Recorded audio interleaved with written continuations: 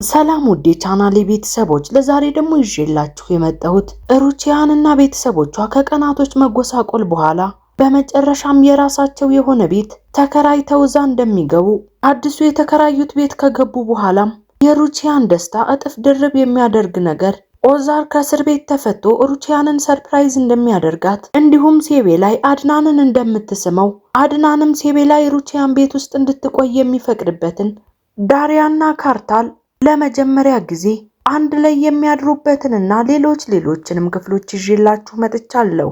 እስከ መጨረሻው ድረስ አብራችሁኝ ቆዩ። ቱርካን አዲስ የተከራዩት ቤት ውስጥ ቆንጆ ምግቦችን አዘጋጅታ ጠረጴዛውን ሞልተዋለች። ሩቺያንም ጠረጴዛውን ተመለከተች። ልጅ ይህን ያህል ምግብ ማን ነው የሚበላው? በጣም ብዙ እኮ ነው የሰራሽው። አዲሱ ቤታችን ውስጥ ገብተናል ወይዘሮ ሩቺያን፣ ስለዚህ በደስታ ቀናችንን ማክበር አለብን። ልክ ነሽ፣ ሩዝም ሰርተሻል፣ አያስፈልግም ነበረ። እዚህ ቤት ውስጥ ደግሞ ሩዝ የሚበላ ሰው የለም። ሩዝ የሚበላው ብቸኛው ሰው ኦዛር ነበረ። ስለዚህ ይሄ ምግብ ማንም ሰው ሳይበለው ወደ ቆሻሻ ይደፋል ማለት ነው። ምንም ችግር የለውም ወይዘሮ ሩቺያን። ዳፍኒ፣ ኪራዝ ኑ ወደ ጠረጴዛው። ዳፍኒና ኪራዝም እየተሯሯጡ ጠረጴዛው ላይ ደረሱ። የዚህን ጊዜም በር ይንኳኳል። እኔ ከፍተዋለሁ ወይዘሮ ሩቺያን። ይኸውልሽ ቱርካን፣ ማንነቱን ሳትጠይቂ በሩን እንዳትከፍጪው። እሺ ወይዘሮ ሩቺያን፣ እንዳልሽኝ አደርጋለሁ። ቱርካን በሩን በከፈተችው ጊዜ የመጡት ኦዛርና ሶመር ነበሩ። ኦዛር አባቴ፣ ቱርካን ዝም በይ፣ ድምፅሽን ቀንሺ። እንኳን ደህና መጣህ። የእውነት በጣም ነው ደስ ያለኝ። እንኳን ደህና ቆየሽ ልጄ። ፈጣሪ ይመስገን፣ አሁን ለቤት በቅተሃል። ሶመር ነው የመጣው? ቱርካን፣ እኔ ነኝ እማዬ። ልጆቼ፣ አሁን አባታችሁ መጥቷል።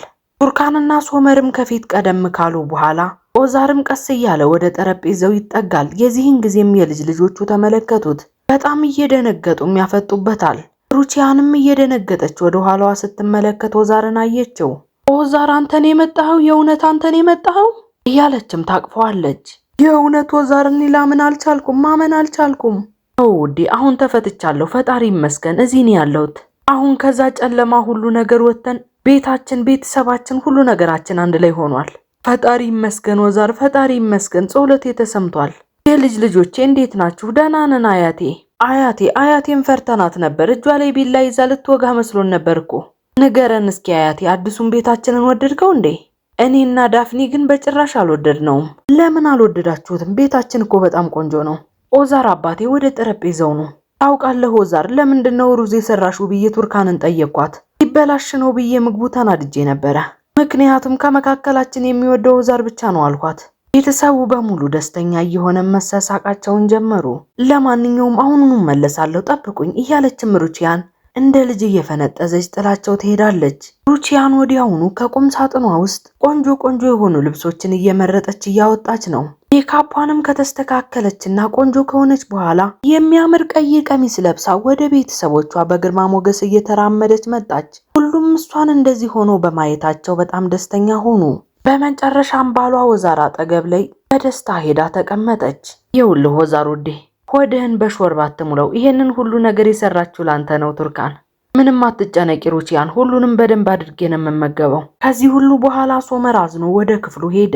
ቱርካንም ኦዛርን ተከትላ ትሄዳለች። የእናቴን ሁኔታ ተመለከትሽው ቱርካን? እንደ ልጅ ወደ ክፍሏ ሄደችና ልብሷን ቀየረች እያለ እየተናገረ ሶመር ከዓይኖቹ እንባዎቹ እየፈሰሱ ነው። ፊቷ ራሱ በፈገግታ ተሞላ።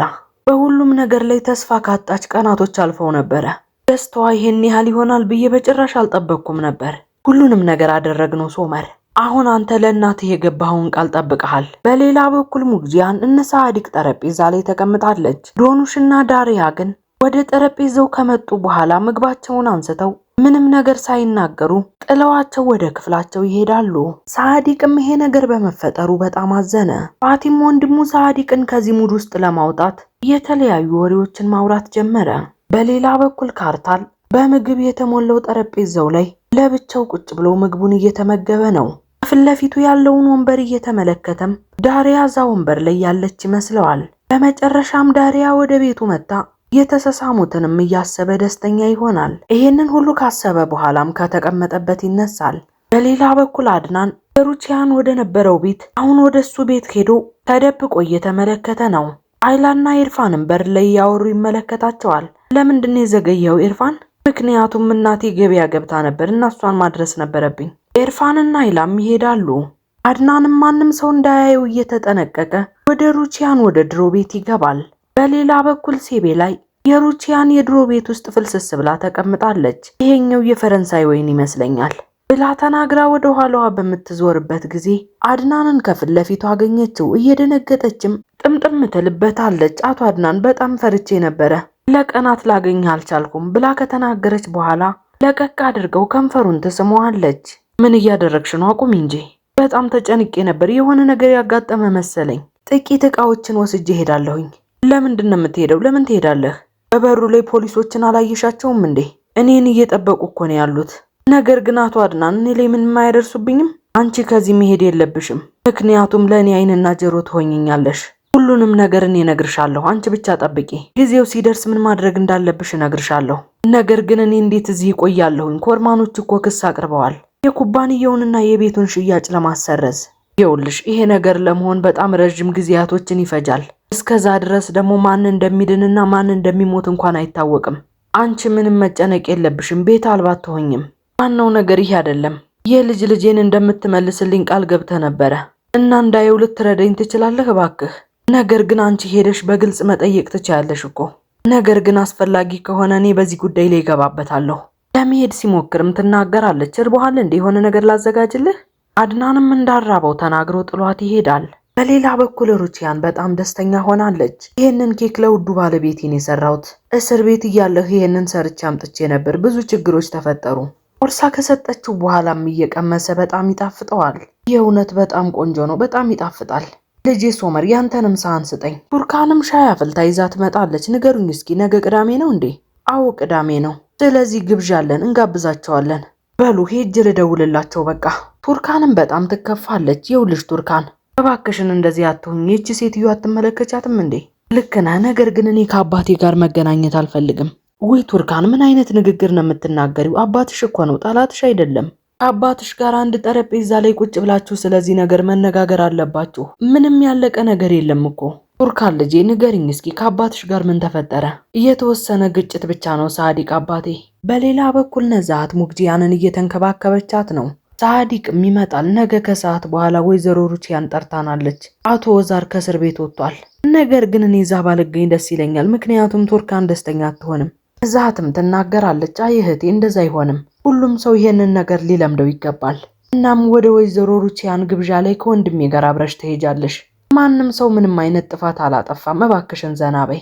በሌላ በኩል ካርታል መኪናውን እያሽከረከረ ሳዲቅ በር ላይ ቆመ። ስልኩንም አውጥቶ ወደ ዳሪያ ጋር ቴክስት ጻፈላት። መስኮትሽ በየትኛው አቅጣጫ ነው የሚያሳይሽ? ዳሪያም በፍጥነት ካልጋዋ ላይ ትነሳለች። ዶኑሽም ትጠይቃታለች። ምን እየተፈጠረ ነው ዳሪያ?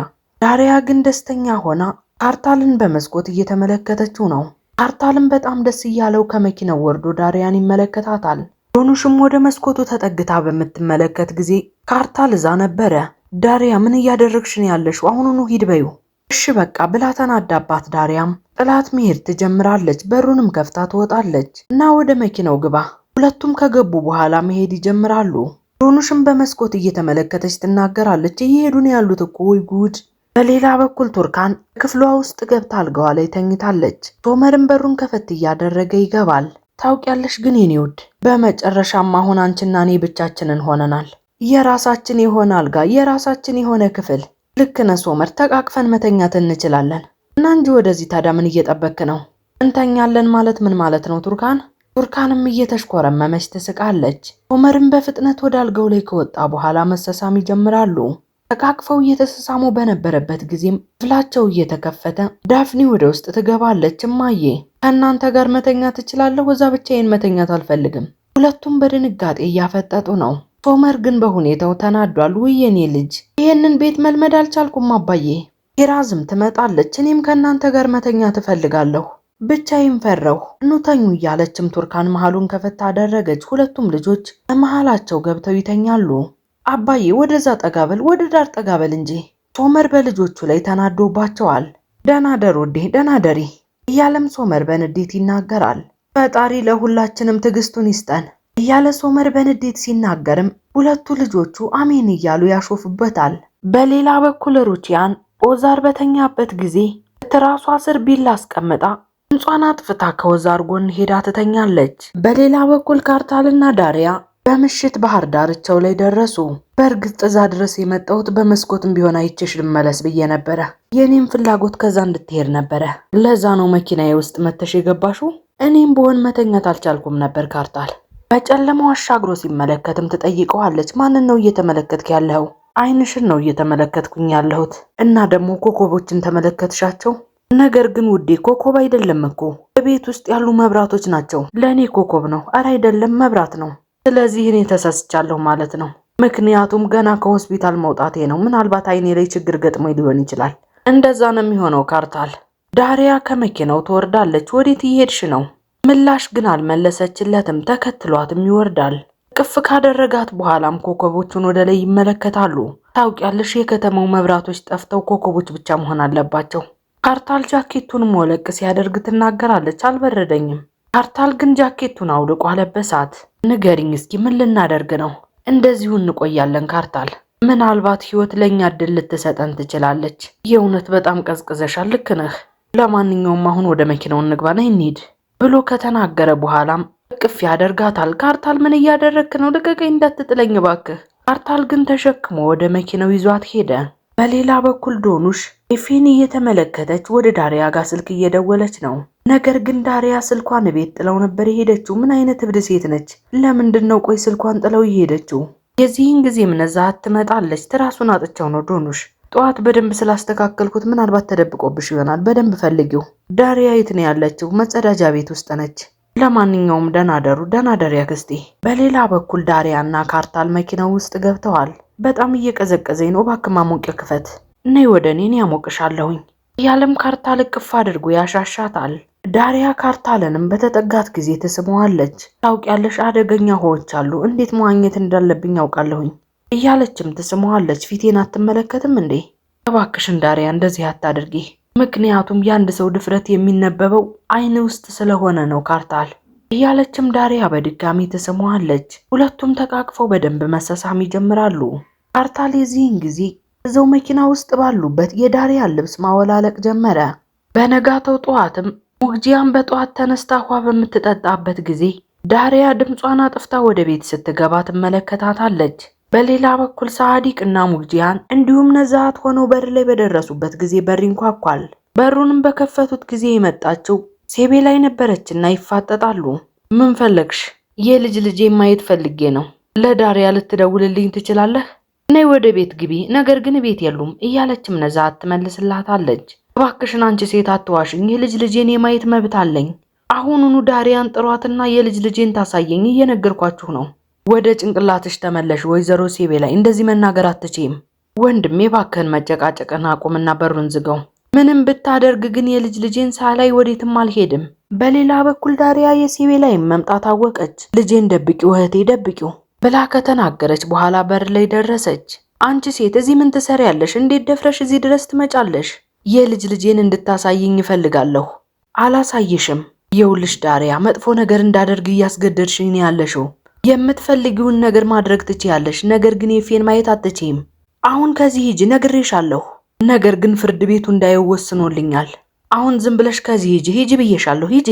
ፊቷ ላይም በሩን ዘጉባት። በሌላ በኩል ቱርካን በጠዋት ተነስታ ቁርስ አዘገጃጅታለች። ደህና አደራችሁ? ደህና አደርሽ የኔ ልጅ። አባዬ ንገረኝ እስኪ ጥሩ እንቅልፍ ተኛህ እንዴ? ምን ጥያቄ ያለው ሶመር ልጄ? እሺ በቃ ተቀመጥ። ንገሪኝ እስኪ ቱርካን እማዬ የት ነው ያለችው? ለምግብ የሚሆኑ ቁሳቁሶችን ለመግዛት ወደ ገበያ ሄዳለች ሶመር። ለምንድን ነው ብቻዋን ሄደች? እንዴት እንደዛ ታደርጋለች?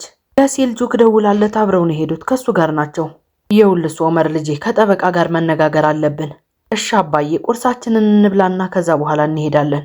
በሌላ በኩል ሴልጁክና ሩቺያን ካርታል በር ላይ ደረሱ። እዚህ ጋር ጠብቀኝ ብለውም በር ታንኳኳለች። ካርታልም በሩን ከፈተላት። ደህና አደርክ የኔ ልጅ? ከእንቅልፍ ቀሰቀስኩ አይደለ? ፈልገሽ ነበር ወይዘሮ ሩቺያን? አይ እንደዛ አይደለም፣ ወደ ገበያ ስመጣ በዘው ልይህ ብዬ ነው።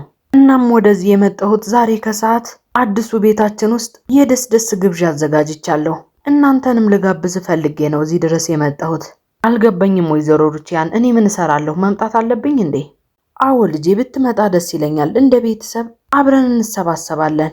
ነገር ግን ወይዘሮ ሩቺያን እኔ ቤተሰብሽ አይደለሁም። እባክህን ካርታል ልለምንህ። ማለት የኔ እንዴት ሆኖ ነው እዛ የምገኘው? እንዴት? ትልቅ ቤተሰብ እንዲኖረኝ እፈልጋለሁ የኔ ልጅ። እና ዛሬ ሁሉንም ሰው ላመሰግን እፈልጋለሁ። አላውቅም ወይዘሮ ሩቺያ፣ ልምጣ የማውቀው ነገር የለም። ነገር ግን የምመጣ አይመስለኝም። እሺ ካርታል፣ ብትመጣ ደስ ይለኛል እና ደግሞ ደስተኛም ታደርገኛለህ። እናም በድጋሚ ያስብበት እባክህ። ውድ የቻናሌ ቤተሰቦች የዛሬው የወፍ ጎጆ ድራማ ይሄንን ይመስል ነበር።